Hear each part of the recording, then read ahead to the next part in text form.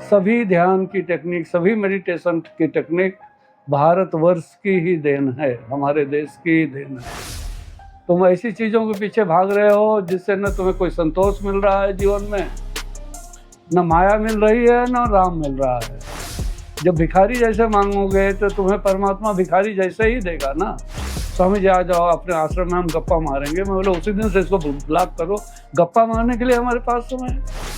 सब्जी मार्केट देखना है तो देख लो, बोलते हो रेकी मसाज क्या बोल रही थी, रेकी ये सब दुनिया भर के चालू हो गया। अगर धंधा करना है तो कुछ भी धंधा कर लो, लेकिन एक बार तय कर लो कि तुम्हें धर्म की राह पर चलना है कि तुम्हें खाली धंधे से मतलब है।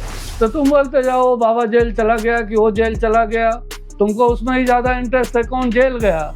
और जो इतने रियल मास्टर हुए हमारे देश में, उनको तुम्हें नहीं फॉलो करना है। तुम कोई भी ध्यान मत सीखो, कोई भी गुरु के पास मत जाओ, रोज का खाली 1-2 घंटे डांस करो, उससे सुंदर कोई ध्यान दुनिया में है ही नहीं। स्पिरिचुअलिटी में कुछ सीखने के लिए है ही नहीं है। जो कुछ तुमने अननेसेसरी सीखा है बस उसी को डिलीट कर दो और तुम फिर से छोटे बच्चे जैसा बन जाओ, सब कुछ अपने आप ही मिल जाएगा। ओम शांति स्वामी जी। ओम शांति सबको। मेडिटेशन के कितने प्रकार हैं आणि इस युग में हम ऐसा कौन सा मेडिटेशन है जो खुद के मन को शांत रखने के लिए आसानी से कर सकते हैं? जितने भी मेडिटेशन हैं वो सब मन को शांत करने के लिए हैं। मेडिटेशन का मतलब ही होता है कि नो माइंड स्पेस। हर मेडिटेशन दिमाग को शांत करने के लिए होता है, दो विचारों के बीच के गैप को बढ़ाने के लिए होता है। अब कितने प्रकार के मेडिटेशन हैं ये पूछने का क्या मतलब है। जितने मेडिटेशन यहाँ सिखाए गए, जब तुम अभी तक वही नहीं कर रही हो तो भी मैं बता देता हूँ कि 116 मेडिटेशन टेक्निक हैं जो पूरी दुनिया में चलती हैं। और उसमें ज़्यादातर मतलब 2-3 छोड़कर, 3-4 ज़्यादा 4 छोड़कर सभी ध्यान की टेक्निक, सभी मेडिटेशन की टेक्निक भारतवर्ष की ही देन है, हमारे देश की ही देन है।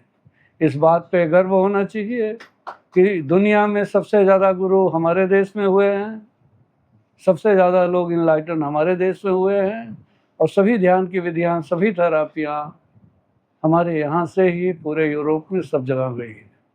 लेकिन दुख की बात यह है, जो मैं अब देखता हूँ तुम लोगों को तो दुखी होना पड़ता है कि तुम लोगों को पता ही नहीं है कि तुमको ज़िंदगी में क्या चाहिए और क्या नहीं चाहिए।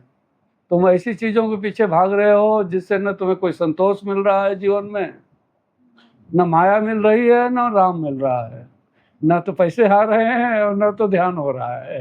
लेकिन तुम लोग फिर भी भाग रहे हो। अब क्यों नहीं मिल रहा है? क्योंकि तुम भिखारी जैसे मांग रहे हो। जब भिखारी जैसे मांगोगे तो तुम्हें परमात्मा भिखारी जैसे ही देगा ना। अब एक बार नानक जी की बात मान लेते हैं कि तेरी मर्जी जो तू करे, फिर देखते कितना आसान होगा। एक बार जो मिला है उसके लिए धन्यवाद का भाव से भर जाते, अगर कंप्लेन करना छोड़ देते तो देखते कि पूरा अस्तित्व आपके साथ। तुम्हारे वहाँ सैलून में लोगों से बिना मतलब की बड़बड़ करने के बजाय वहाँ तुम परमात्मा की बातें करती, कोई गुरु का प्रवचन लगाती, कोई बांसुरी लगाती, सितार लगाती, गिटार लगाती, सुंदर अभंग लगाते, तब देखते तुम्हारा सैलून और कितना अच्छा चलता और कितने पैसे कमाती। लेकिन तुमने उसको एक जैसे वो बना दिया है, जैसे नहीं चौराहे पे लोग क्या करते हैं, बोलते हैं, एक फ़ोन मुझे भी आया था, गप्पा मारेंगे। हाँ, बोले आ जाओ स्वामी जी हम गप्पा मारेंगे। उस दिन से उस आदमी को मैंने ब्लॉक ही कर दिया, वो इंस्पेक्टर ही था कोई। स्वामी जी आ जाओ अपने आश्रम में, हम गप्पा मारेंगे। मैं बोले उसी दिन से इसको ब्लॉक करो, गप्पा मारने के लिए हमारे पास समय है। तो इतने सुंदर सुंदर भजन हैं। किसी भी एक मास्टर को, मैं कहता हूँ किसी भी एक मास्टर को अगर फॉलो करो, उसमें चाहे भगवान बुद्ध जी हो, चाहे नानक जी हो, चाहे महावीर जी हो, रमन महर्षि जी, रामकृष्ण परमहंस जी, कबीर दास जी, रैदास जी, और फिर राबिया जी हों कि माँ मीरा जी हों कि माँ सहजो जी हों, किसी एक को अगर तुमने सुना होता और अगर तुम लोग फॉलो करते तो यहाँ वहाँ तुम्हें भटकने की ज़रूरत ही नहीं पड़ती। और यही रियल संत हैं हमारे देश के, जिनके ऊपर पूरी दुनिया में कोई उंगली नहीं उठा सकता। और जितने रियल ध्यान दिए हैं, सबसे ज़्यादा ध्यान तो शंकर भगवान ही दे के गए हैं। जितनी विधियाँ हैं 108 के लगभग, बाकी जितने भगवान बुद्ध ने दिए हैं, इसके बाद जो नए लोग कोई ध्यान की विधि और दिए हैं, इधर का जोड़ के उधर, उधर का मिला के इधर, वही सब मिला जुला के किए हैं। इसीलिए मैं कहता हूँ कि अगर योगा के बारे में जानना है तो पतंजलि जी के अलावा और किसी को मत पढ़ो सुनो। जो अगर रियलिटी जानना है, रियल योगा जानना है तो खाली पतंजलि जी। रियल रेकी जानना है डॉक्टर मिकाओ उसुई। और बाकी सब्जी मार्केट देखना है तो देख लो, बोल दो रेकी मसाज क्या बोल रही थी, रेकी ये सब दुनिया भर के चालू हो गया। अगर धंधा करना है तो कुछ भी धंधा कर लो, लेकिन एक बार तय कर लो कि तुम्हें धर्म की राह पर चलना है कि तुम्हें खाली धंधे से मतलब है। धंधे से मतलब है तो कुछ भी बेचो, लेकिन स्पिरिचुअलिटी में अगर गलत तरीके से पैसे कमाओगे, गलत तरीके से लोगों को सिखाओगे, क्योंकि तुम्हारे ऊपर लोग ट्रस्ट करके आते हैं। अगर जो भी तुम्हारे पास स्पिरिचुअलिटी में आए उसको तुम अपने बच्चे जैसा नहीं समझते तो समझ लो कि जीवन में तुम कभी सुखी नहीं हो सकते, क्योंकि स्पिरिचुअलिटी पैसा कमाने के लिए नहीं है।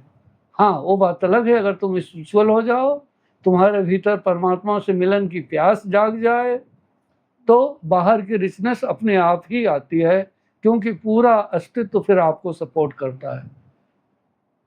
लेकिन डिसाइड तो करना पड़ेगा कि तुम्हें क्या चाहिए।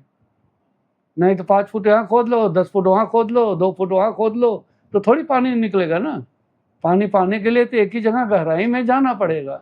और जितने मास्टर मैंने बताए, चाहे नागार्जुन जी को ले लो और गहराई में जाना चाहो, अष्टावक्रा जी को ले लो, ये लोगों को सुनो, तब मालूम पड़ेगा कि रियल मास्टर क्या होते हैं, ध्यान क्या होता है, किस लिए हमें ध्यान करना है, किस लिए हमारा धरती पर जन्म हुआ है और कब मृत्यु होगी, वो मृत्यु क्या है, जीवन का मतलब क्या है। तब जब तुम्हारी समझ में आएगा तो स्पिरिचुअलिटी का सीधा मतलब है कि तुमसे रिलेटेड हर चीज की सच्चाई को जान जाओ और वर्तमान में जियो और हर क्षण अपनी कॉन्शसनेस को बढ़ाते जाओ। जब पीक ऑफ कॉन्शसनेस आएगी तो पहली बार लाइफ में मालूम पड़ता है कि रियल जॉय क्या है। बाकी तो तुम बोलते जाओ बाबा जेल चला गया कि वो जेल चला गया, तुमको उसमें ही ज़्यादा इंटरेस्ट है कौन जेल गया। और जो इतने रियल मास्टर हुए हमारे देश में, उनको तुम्हें नहीं फॉलो करना है। अगर तुमने उनको सुन लिया, पढ़ लिया, उनको जीवन में उतार लिया, तो जिंदगी में कोई भी बाबा, कोई भी गुरु कभी तुम्हें मूर्ख नहीं बना सकता। और अगर तुम मूर्ख ही हो तो फिर जाओ बनो। हाँ, तुम्हें शॉर्टकट में चाहिए कि कोई आशीर्वाद दे दे, मेरी लॉटरी निकल जाए, मैं अरबपति बन जाऊं, तब तो जाओ और मरो भाई, जो है घर में वो भी दे के चले आओ। अगर सच्चाई जाननी है तो देख लो, संत तुकाराम जी हैं, संत ज्ञानेश्वर जी हैं। हाँ? किसी एक को तो फॉलो करो, किसी एक रियल मास्टर को फॉलो करो कि जिनके ऊपर पूरी दुनिया में कभी कोई नहीं बोल सकता कि इन्होंने कुछ गलत भी किया है। लेकिन उनके लिए आपके पास समय नहीं होगा, क्योंकि आपको तो टाइम पास करना है आश्रमों में भी जाके, कि जाके वहाँ भी आश्रम में भी टाइम पास हो जाता है। और बाद में ये कहीं कुछ बुराई मिल गई, कहीं कोई कमी मिल गई, तब तुमको और एक चांस मिल गया, देखो हो कितना बुरा, कैसे जेल गया हो। हाँ, उसी चर्चा तुम रोज करोगे, ये चर्चा नहीं करोगे कि रमन महर्षि जी जब तुम लोग पीछे जाते थे डंडा लेके मारते थे, और कोई पूछे सत्य क्या है, भगवान क्या है, चुपचाप बैठ जाए यहाँ।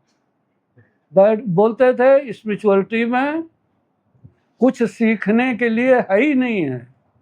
जो कुछ तुमने अननेसेसरी सीखा है बस उसी को डिलीट कर दो और तुम फिर से छोटे बच्चे जैसा बन जाओ, सब कुछ अपने आप ही मिल जाएगा।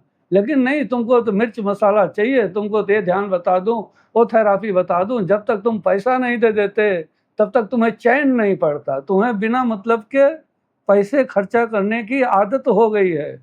घर में नहीं तो वहाँ करोगे, वहाँ नहीं तो यहाँ करोगे, यहाँ नहीं कहीं और करोगे, नहीं तो कहीं चले जाओगे बाल कटाने के लिए, नहीं कहीं चले जाओगे वहाँ शिरडी में लाइन में लगोगे 3 घंटे।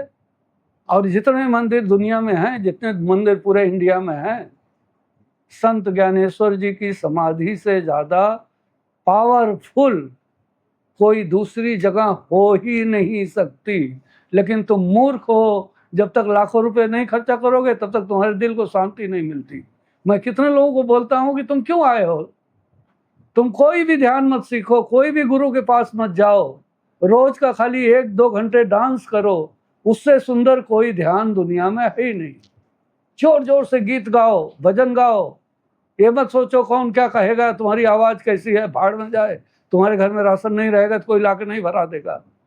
दूसरे लोगों कौन क्या कहेगा उसके बारे में सोचो मत। जो आपका दिल कहता है, आपके दिल के अनुसार जीवन जियो। और अगर आपके दिल के अनुसार जीवन नहीं जी रहे हो, लाइफ में कंप्रोमाइज कर रहे हो, तो जितना कंप्रोमाइज कर रहे हो उतना अपने आप को आप मार दे रहे हो, उतना जीते जी आप मर जा रहे हो। और जो मर जा रहे हो वो वापस नहीं आएगा। जो कार्य आप आज कर सकते हो और 90 साल की उम्र में नहीं कर सकते। ध्यान और परमात्मा की खोज बुढ़ापे के लिए नहीं होता, वो तब होता है जब शरीर में ताकत हो, तब तुम पा सकते हो। आज से डिसाइड करो ना, आज से डिसाइड करो। कौन कौन डिसाइड कर रहा है कि आज के बाद मेरे मुंह से कोई गाली नहीं निकलेगी? सब लोग डिसाइड करो, प्रॉमिस करो अपने सब, ना बच्चों के सामने ना किसी के सामने कभी मुंह से गाली नहीं निकले, अहंकार ना आए, लालच ना आए। किसी को अपने से छोटा मत समझो, लेकिन किसी को अपने से बड़ा भी मत समझो।